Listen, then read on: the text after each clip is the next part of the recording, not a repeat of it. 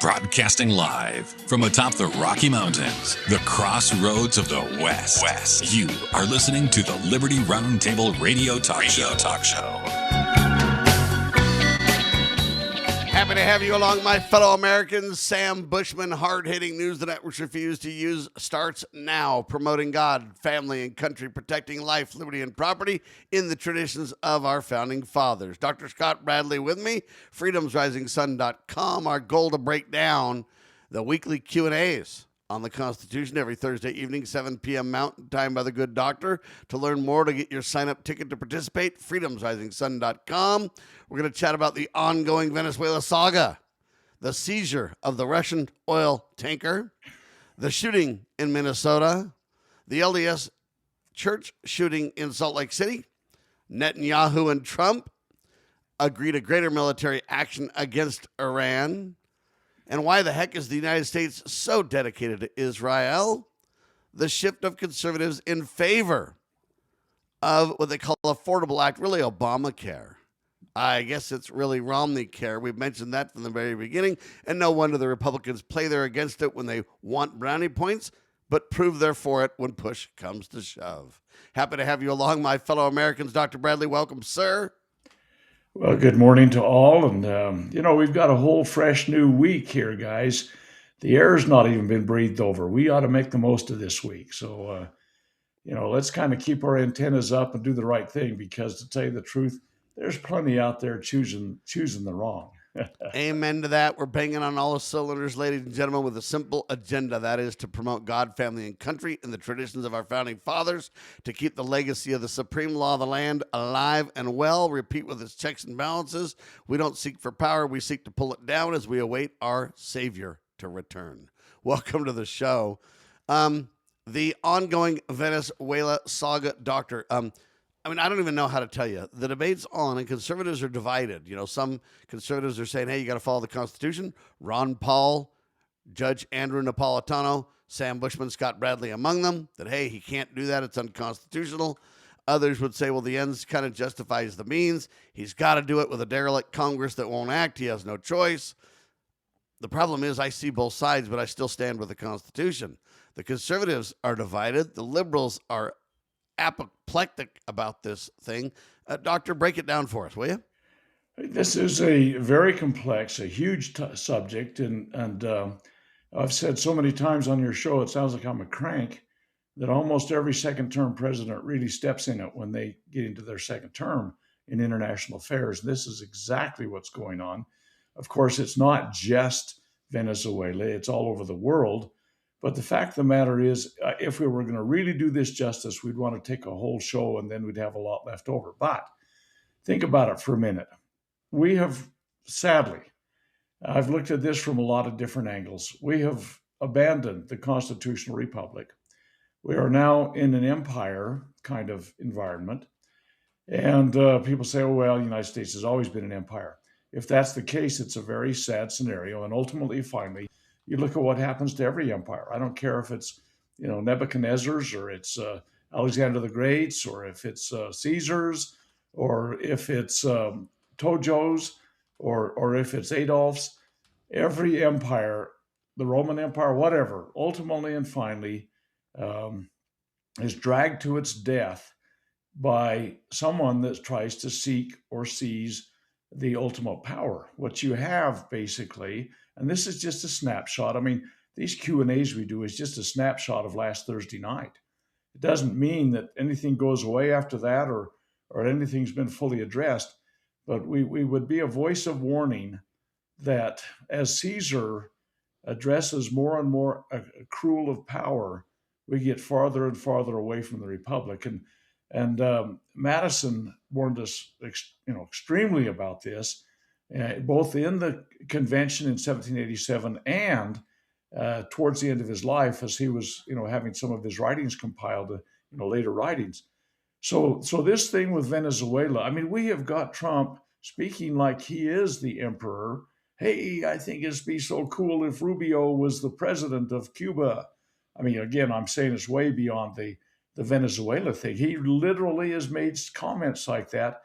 And just like you can hand out some, fiefdom to some, loyalist that's, stood by you and has a lot of personal loyalty to, well, I'm going to reward you with a smaller kingdom. Kids, just think about this. We're told by Trump, we are going to run Venezuela. And then, of course, we could talk about the Greenland thing and everything, too, about how the accrual of empire seems to be very much on his mind. But if you stop and think about I don't know, Puerto Rico has been a mess from the day that it came under the United States control. I mean, so was the Philippines, so was Cuba for the period of time it was. These kinds of things ultimately and finally come back and bite you. Puerto Rico right now, if it were to join the Union, would be a huge problem. Think about if they tried to pull in Venezuela. And he says, we're going to be managing it. And one of the problems, what they do is they point to the Monroe Doctrine, and they act like that gives them authority to literally control, under any circumstances, our hemisphere. But if you read the Monroe Doctrine in detail, it really related to Great Britain and to European countries. It didn't relate to the whole world, number one. If you go read the actual language, they would claim, what it means is we can't have foreign affairs in our hemisphere. What it really meant clearly was that, hey, we're not going to worry about countries in their own hemisphere. We'll stay in our hemisphere. And what we'll do is protect the United States from enemies, foreign and domestic. I mean, that's really all the Monroe Doctrine said. But they want to expand it to basically mean anything they want it to. Nation building and beyond, right? 9-something wars that he stopped. Bravo Sierra. Do we count the ones he started or continued? And he's bombed 7 nations since being in office. And they say, oh, well, they all deserved it. Well, did any of them, was it followed constitutionally? Not a one of them was. So this thing with Venezuela is just an expanding thing. And he's having confrontations on the high seas, seizure in the high seas. And there's, when a ship is flagged, well, let's just do this Russian ship that got picked up. So now you're talking about the oil tanker. Oh, yeah, we could talk about that. Many claim that it was a Venezuela tanker, but then it flew under a Russian flag because of their partnership, the reality of which I'm not sure we even know, right? Well, that's the thing. And these, the way you change how a vessel is flagged and everything, there's just an awful lot of protocol to that. And here's what the administration's saying.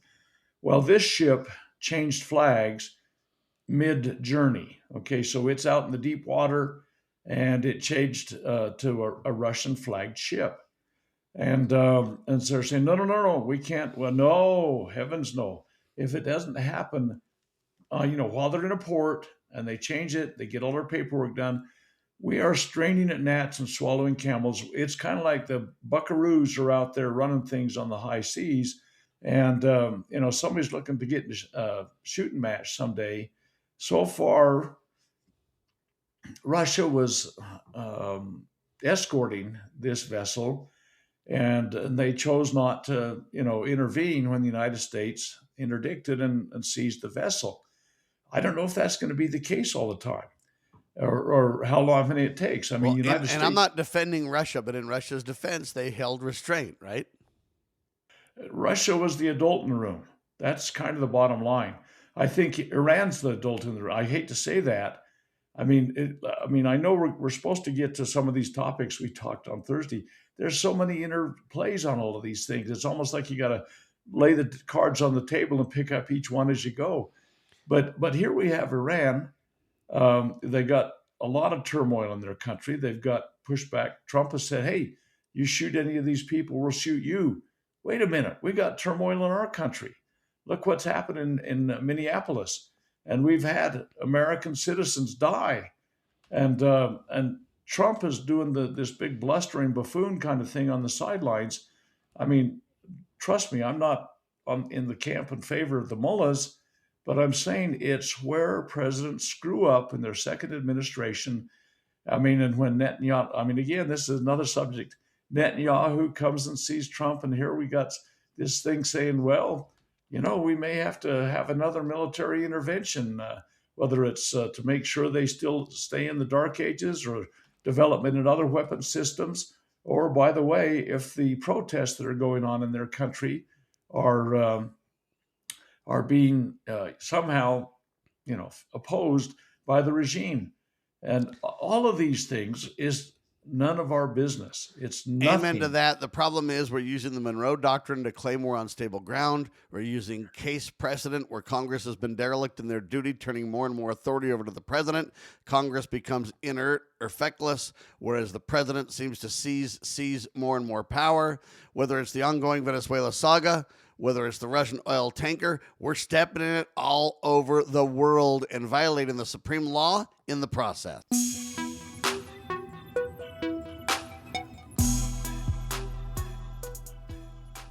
We got a big problem in Minnesota. You think we got problems all around the world? Minnesota's even bigger. ICE shooting in Minnesota. Let's break that down. Are you with me, Dr. Bradley? I am here, I think, still. Welcome. Yes, you are. Okay. Minnesota shooting. This is disaster on a bunch of fronts. ICE always getting, in my opinion, the manipulated stories, right? Well, Sam, you almost have to back up to the beginning of the 20th century. Well, clean back even to, remember the Maine back in the Spanish-American War. And let's just take something, I'm sure you have some personal understanding on, Cliven Bundy and Ammon and Ryan, those guys, I'm sure, from Bunkerville. Sure. And so we got this confrontational kind of scheme going on. What was her name? Navarro. Gloria Navarro was the judge. I don't want to spend a whole lot of time on that particular instance, but once they got into the trial situation down there, they said that the storyline was not as has been presented through all the news media and everything all along. It was an egregious violation at so many different levels that the judge basically threw it out with prejudice. There's no way in the world they can bring the charges again. And the violations were lying through their teeth if their lips were moving or if their teeth were or whatever, and stuff like this. And the real reason that blew up in the face of the judge was because there were some whistleblowers that stood up for Ammon Bundy and told the truth. And I really believe that case was cut short. Ammon was set free. I agree because of the egregious nature of the government, but also what they really didn't want to have happen is they didn't want Ammon Bundy and company to get so much stuff out in the open on the record.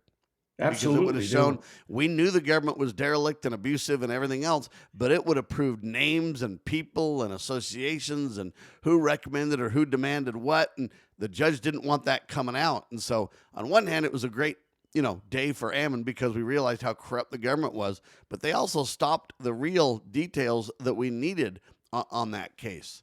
And I think that's the case a lot of times when they know they're in trouble, they just let it go and it stops. What should happen is there should be prosecutions. If the judge says the government was abusive and wrong and did all these things, who went to prison over it then? Answer, nobody. So what they do is when they think they can nail you to a wall or nail you to a lie, so to speak, then they do it. When something comes out to where they're going to lose or going to, credibility crisis is going to happen, then they jettison it and just go, oh, no harm, no foul. Thanks, bye, which is what they did for Ammon Bundy. I'm grateful that he's free, but we lost the real story, right? Well, absolutely. It was a shoot, shovel, and shut up kind of thing. I talked to a Wyoming rancher at one point about their wolf problem, when wolves were fully protected. And he said, we have a solution to that: shoot, shovel, and shut up.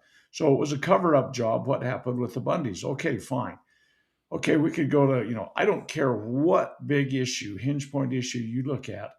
That is basically what we're dealing with, is disingenuous reporting by the establishment. And I started following this shooting as it was real time unfolding. Okay. And I could see with my own eyes all the different camera angles and everything else like that they had. This was an absolute fabrication of a terrorist act, of a weapon being used by an individual in a vehicle. The guy that was pulling the trigger was standing to the side of the vehicle the whole time. He dragged his butt over to the death scene. The woman was dead while the vehicle was moving. You don't put 3 headshots in or whatever he ended up doing and not get results. So this thing was extremely ill reported. And when you get the most senior levels of the government, oh, this brave officer was run over and he's in the hospital recovering, and oh, ain't it awful? We're all going to die. that individual there was no danger at any time for that individual based upon the placement of his feet. I mean, you can clearly see in all of these things, the placement of the vehicle, the angle of the wheels. This whole thing has been reported. Now, what's his name? Tom Holman. He's the czar of the border or something like that, still is what they're terming him. I heard him give a report last night. I mean, I was blown away. Holman never backs down from anything. He's kind of like the straightforward boxer that's is blocking the shots with his face, but he's keeping to continue in the fight. He never dials anything back. Well, last night he did. He said, "Oh, well, this is an ongoing investigation. You got to give us time. There's probably things we don't know about it." I mean, he was waffling on so many different angles. And I knew that from the absolute real-time start of it, that their story was a falsehood. And I kind of think, and a lot of people in your audience may, if they're older, may remember what was going on in April, May, June, and July of 1970. And that when the South Vietnamese went into Cambodia at the end of April, and the United States was May and June, and they kind of mopped things up and got out in July. But the United States was in there for a couple of months. But there was I was on active duty at the time, and this was real time stuff we've got smoke coming out of our ears on this thing. So there was a lot of protests around America. And of course, when I was active duty, I wasn't at a shooting scene at Kent State, but they had a bunch of students that were protesting. And the National Guard responded, and they killed some students and they wounded some. And in my opinion, that was kind of a hinge point on Vietnam. Nixon, I think, realized, you know what, we've lost the people. And so they started to extract themselves. I kind of think this incident could very well turn into something like that. I think Let me kind of break it down just so people understand.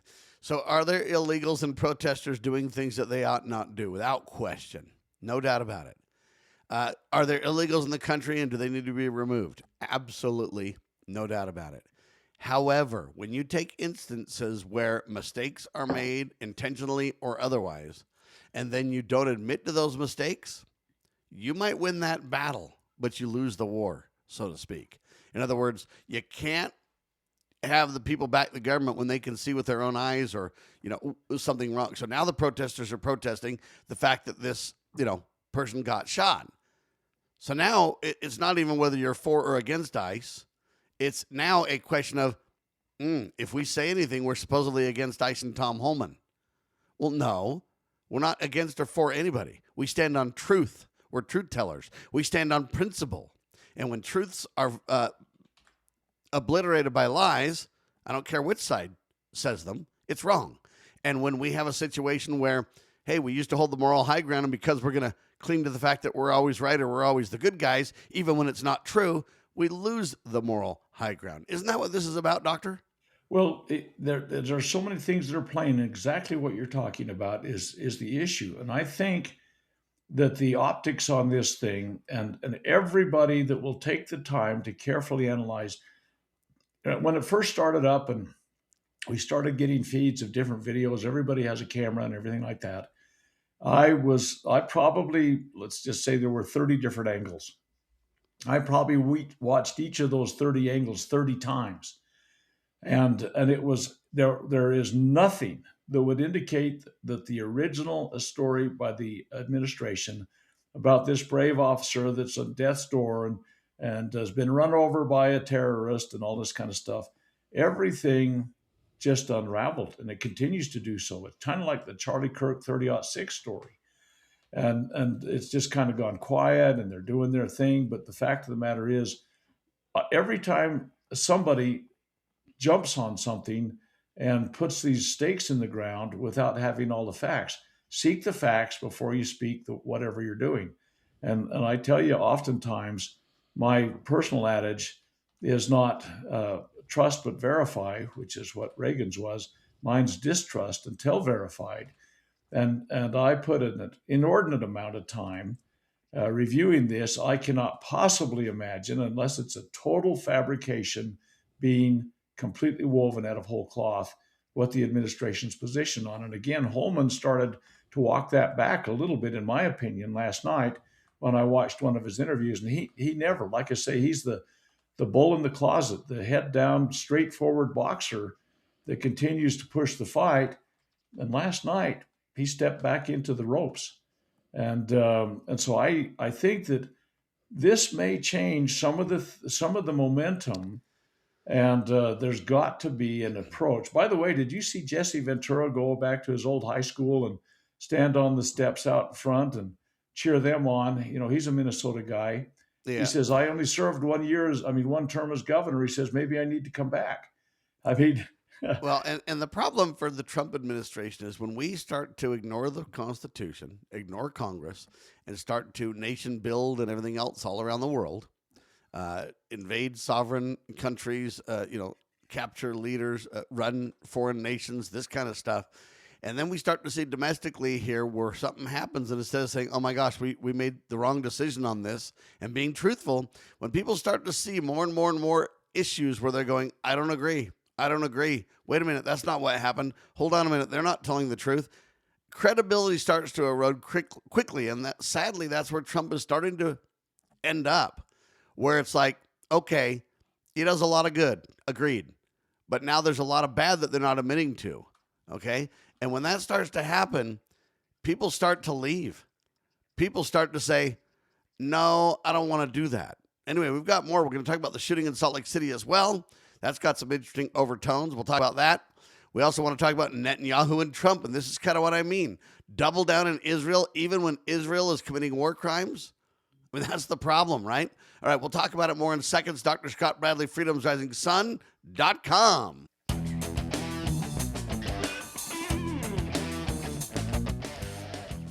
All right, a shooting took place in Salt Lake City. Yeah, it took place in the parking lot. I guess there was a funeral going on inside at the time. A shooting occurred. 2 people died, several people injured. I guess they haven't caught anybody yet. Doctor? Well, there's a lot of strings to pull on this thing, too. It looks to me like a gang-related, at least a group that I'm not sure that the funeral was for an absolute gangster or anything like that, but it looked like a kind of a little different kind of funeral setting that you'd normally see. But the thing I think that's caught a lot of people's attention, and now this is the second one that's happened at an LDS church in the last few months. There was one back in Wisconsin too, as you might recall. Yes, sir. And the LDS church some years ago made a policy, official policy, and I'm afraid that people are starting to discover that it's a soft target when you're at one of those buildings. The policy is this: it's a total zero. There's no firearms and no weapons at all that are allowed. And you say, well, the church is supposed to be a place of peace, a place of refuge and contemplation. And it is, but that doesn't change your point. Until it's not. And when it's not, that suddenly being in a gunfight is the highest stress, shortest fuse kind of, high pressure kind of thing, blood pressure, respiratory rates, panic, fear, doubt, all that kind of stuff happens in a very compressed setting. And if in fact, the official LDS church policy in regards to arms in the church is if somebody comes in and starts shooting the place up, throw something at them and go hide. I mean, I'm kind of capturing that very, very succinctly with not a lot. Go refine the policy. It's available. It's online. And basically it's throw something at them and go hide. Well, sometimes the only way to stop a bad guy with a gun is a good guy with a gun. I wouldn't say sometimes, almost every time that's the case. Almost every time. And I'm very concerned that this official policy that's so contrary to what, this entire continent was founded under. Back in the colonial era, some of the colonies had laws on the books that said you've got to bring a gun to church. Others said you do a target practice after church. Some of them said you've got to have a functioning firearm in the home.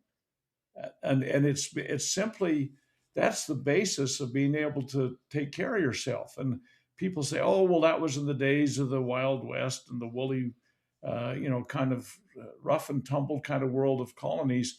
Apparently, it's doing that nowadays too. It's a rough and tumble world. There's a lot of bad people out there, and if you have a soft target, and they've started to figure that out, it could be this could be trouble. So, and it has proved to be. And there were what, I think a couple of killed and 6 injured or something like that. Yeah, 2 killed, 6 injured, and the names are very strange. I don't really know what all this means. I agree with you. It's probably some kind of gang activity. They say it was an internal tiff. What's interesting to me is they say this: witnesses at the church weren't cooperative. That's what's very interesting to me. Well, that's just one interesting spin, Sam. I mean, I think they were not cooperative because they're closed mouths. They're gonna basically tit for tat. I think try and resolve the issue in a little evening scheme. I pray the answer is no, but predict you're right. Yeah, so that's the problem. Is that whether there was a few gangsters that came in and opened fire on a rival gang or whatever. I don't personally know that, but the fact of the matter is that had this been a setting where your wife, your children, your fellow congregants, where somebody can intervene, they should. And this idea of throwing something and hiding is just completely contrary to the whole Americanist kind of philosophy. And again, yeah, I understand. I understand the deal about churches are supposed to be places of refuge and, safety and all this kind of stuff. Until they're not, though. When they're not. And that's the problem, whether it be government, schools, churches, anywhere in America, when you have, quote, gun-free zones. And I agree that the church can make their own policies. It's their own private property, and they have the right to decide what happens on their private property. But at the end of the day, to me, President Trump said he was going to get rid of gun-free zones first day. He promised that. Literally never happened. And that's kind of the problem that we're facing. But you know what? We're having internal issues domestically, just like we are external issues internationally. The point being, Netanyahu and Donald Trump agree to, quote, further military action against Iran. So you've almost got a microcosm in Salt Lake City here where, hey, you got a couple of people that are going to shoot somebody else. They're going to take control. They're going to, the innocents are in every case, internationally or domestic. But it almost seems like you just have people ganging up on people everywhere. Doctor? Well, indeed you do, but there's some other parallels that need to probably be thought about. Somebody ought to talk about it, and I guess we are. Is that let's say, Maduro was taken for Trump's all of the excuses that they fabricated to put together for it, which is so blatantly different than international law, constitutional authority, congressional, national code, all that kind of stuff. But one of the excuses, Maduro had an indictment against him. Well, so does Netanyahu. I mean, there are nations. And if Trump's not careful, he will pretty soon too.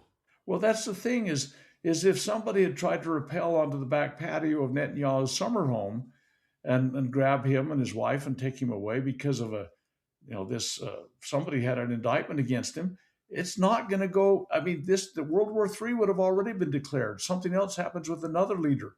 And these kinds of excuses, people don't seem to understand, literally and truthfully, can be spun in a way that gives justification for some other nation to take an equally egregious step and do that. I mean, think about this. I mean, we talked just momentarily about this earlier in the hour about, these protests that are going on in Iran and Trump saying they got to step back, Jack. We're going to open fire on them with power they don't even can't imagine. Well, think about this for a moment. We got stuff like that going on in our country where American troops, and they are troops. I mean, if you're wearing the body armor and you look like you're one of the, GI Joes that are out there. It changes the mentality. There's nobody that's trying to diffuse situations. The United States has not been trying to, dial it back, defuse situations. And that's another part of the problem. Nobody took steps in this Minnesota shooting to dial back the level of escalation. They kept escalating.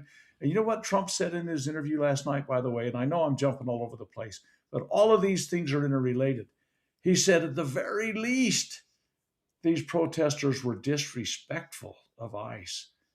So do we shoot people in the face because they're disrespectful? I mean, give me a break, people. When was this protect and serve concept that we saw in Adam 12, the movie back in the 60s? There wasn't a movie. Well, yeah, early 70s. When Adam Yeah. told, what we really need those, we need to follow the rule of law. We need to de-escalate rather than escalate. Netanyahu has been an escalator for decades, and Trump is palling around with Netanyahu. And really, the question becomes, why is the United States so dedicated to the modern state of Israel? I mean, I get the biblical Israel understanding, but the biblical Israel of understanding is all 12 tribes, by the way, not just Judah or Jews. It's everybody. But we seem to act like, hey, Netanyahu, the current state of Israel, is the biblical Israel, and how dare you not back them 1,000%? Why are we like that, Doctor? Well, we can go back to the genesis of where I think most of the evangelicals and Christian faith, largely in the United States, was put on a track of deception clear back earlier in the 20th century, 1907, 1909, with the Scofield Bible Reference Guide, which followed the Zionist perspective. And Zionism is basically a secular movement for a Jewish homeland. And Herzl and those guys in the 1890s started this. The Scofield Bible Guide came along early in the 20th century. The Balfour Decree happened in 1917. The Rothschilds got behind it. The League of Nations got behind it. The Palestinian Mandate for the British got behind it. The United Nations took up the banner. And ever since then, there has been a strong and unequivocal movement that, and here's the deal, there are a lot of, there's probably 3 or 4 dozen, I haven't sat and counted them, but 3 or 4 dozen Old Testament scriptures that talk about God's love for Israel. Now, anybody that has the smallest semblance of understanding about, what in the scriptures should be able to understand that, there was Abraham, and then there was Isaac, his son, and then there's Jacob, his son, and he had 12 sons. So 12 tribes came from Jacob. Jacob later got his name changed to Israel. So it's the 12 tribes of Israel. These 12 sons, they're his descendants. There are 12 sons. I mean, there's Dan, and there's Reuben, and there's Joseph. I mean, you can run through the names as easy as I can. But the fact is that there has been this movement for 135 years that this humanist secular organization, they're going to have their own country. And by golly, they have been the aggressors ever since. And it sounds like we've got to take another break, and I better shut up. You're watching Liberty Roundtable Live.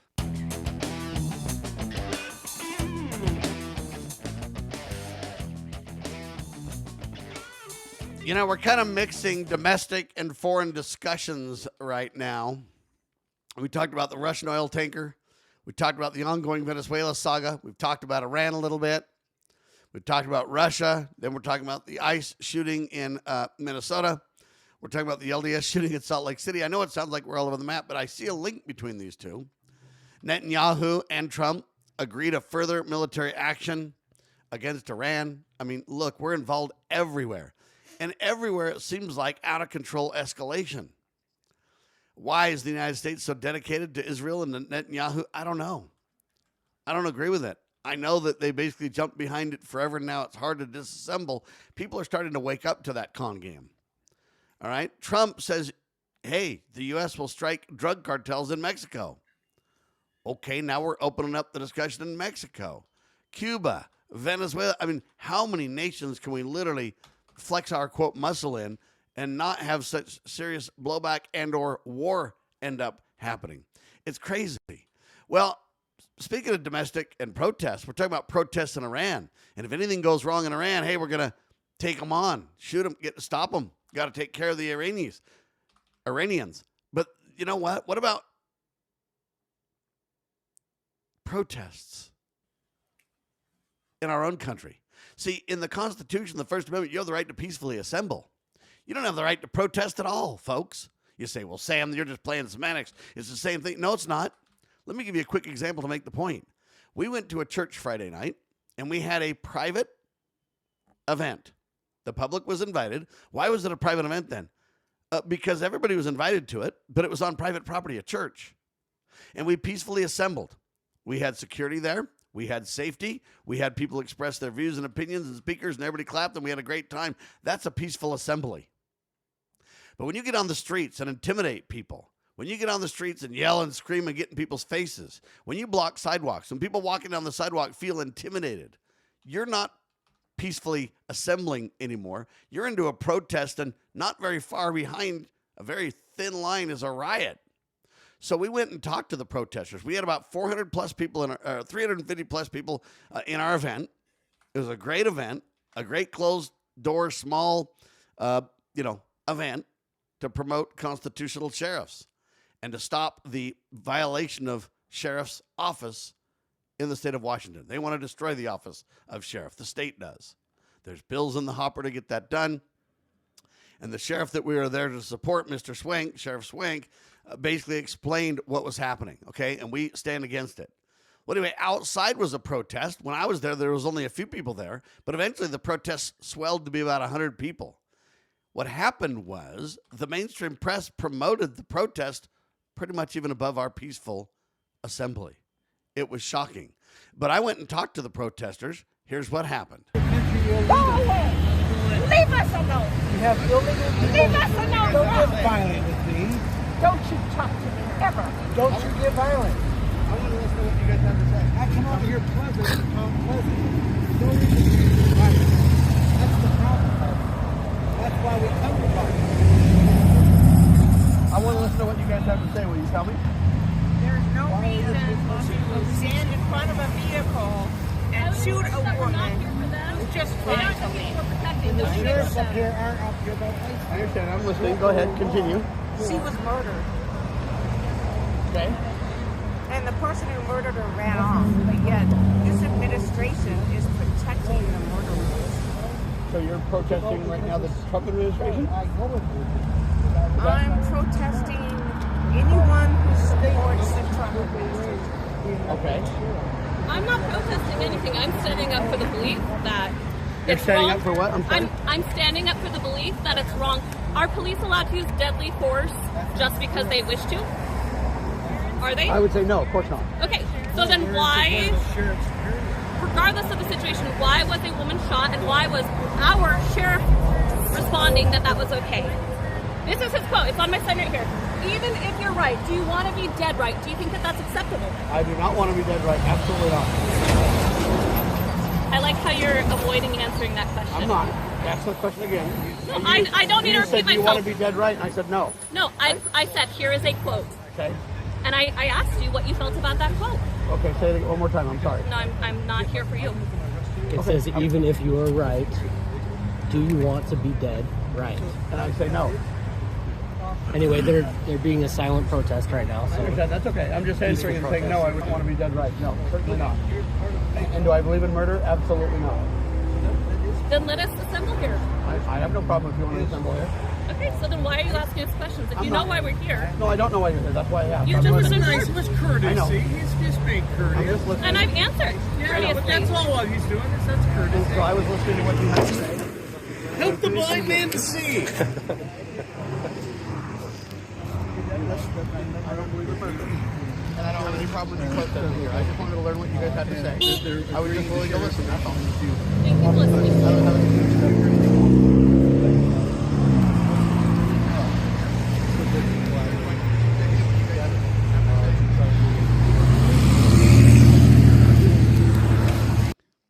So there you have it, ladies and gentlemen. At the end, I walked away thinking, they gave me the silent treatment. They finally refused to talk to me. But, I wanted to say, you have the right to remain silent, and it will not be used against you. Anyway, there you have it. Real street analysis, Doctor. Well, as I said earlier, I believe that this whole issue could be a hinge point that flips some of the things in the nation. That some of the MAGA movement. When you talk about issues that there's a divergence from the Trump ego, if you will. See, I wish there were time for me to read to you St. George Tucker's comments about how personal umbrage is taken by a monarch that leads to violence and destruction of freedom. And I'm afraid, like, for example, when Trump had a whole bunch of oil executives come in, and they had a big deal about how many of you guys are going to be able to invest in Venezuela. And Exxon's executive said, I don't think Venezuela is investable right now. I think that's an accurate statement. I mean, they had all of their investments seized previously, and it's just really not stable and hopeful enough to even say, hey, I'm going to put $1 billion in there. And history proves that America will abandon you if they see the need. And right. And so Trump says, oh, we don't want Exxon involved in this. Well, I think the Exxon executive was using a pragmatic view on something, but Trump took umbrage at it. He does when anybody pushes back on anything he does, whether it's supporting Israel or whether it's bombing Nigeria or whether it's seizing the oil in Venezuela. And somebody says, hey, wait, there's a process here. We are not an empire. We don't go seize. Tojo was doing that. Hitler was doing that. I mean, Caesar did that. Nebuchadnezzar did that. And people say, well, we are an empire. Well, maybe we ought to rethink that a little bit. We ought to rethink that. We ought to stop that. Ron Paul just wrote a column.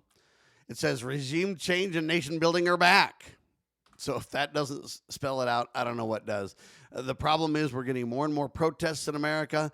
The protesters are half right, when they say, hey, some of these people are murdered. Do you support murder? I say no. Do you think that's acceptable? No, I don't. Okay, I tried to answer the question the best I could. I tried to really answer the question and be honest.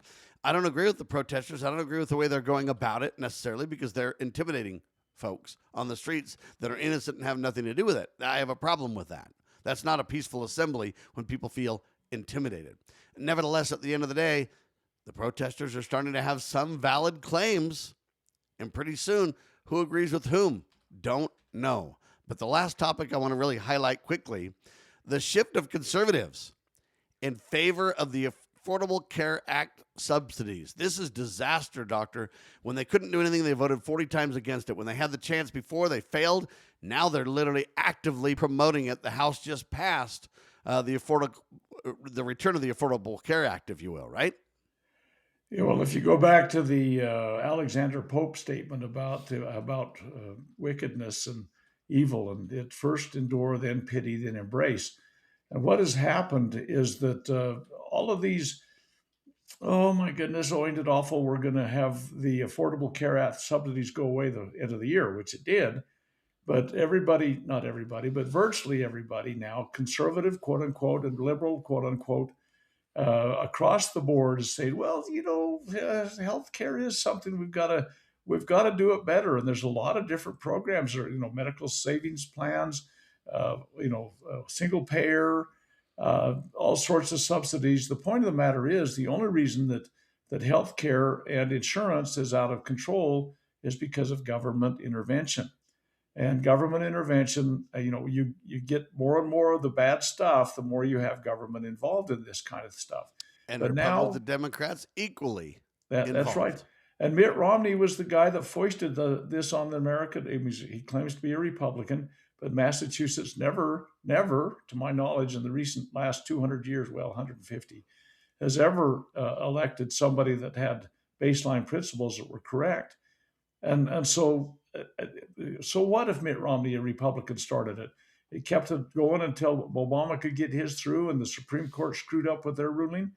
And now a lot of conservative representatives are saying, my people back home need help with their health care, so government's going to provide it. It's all wrong. There's not a single sound principle involved in it. The best help you can do is let the church get involved, let private sectors compete where supply and demand, and the best man wins, the better mousetrap to your door, and get government out of it. That's the only way to really find our way back to solutions, ladies and gentlemen. The supreme law of the land is there even during emergency times. For Dr. Scott Bradley, freedomsrisingsun.com, we are syndicated by Loving Liberty Networks, lovingliberty.net. God save the Republic of the United States of America.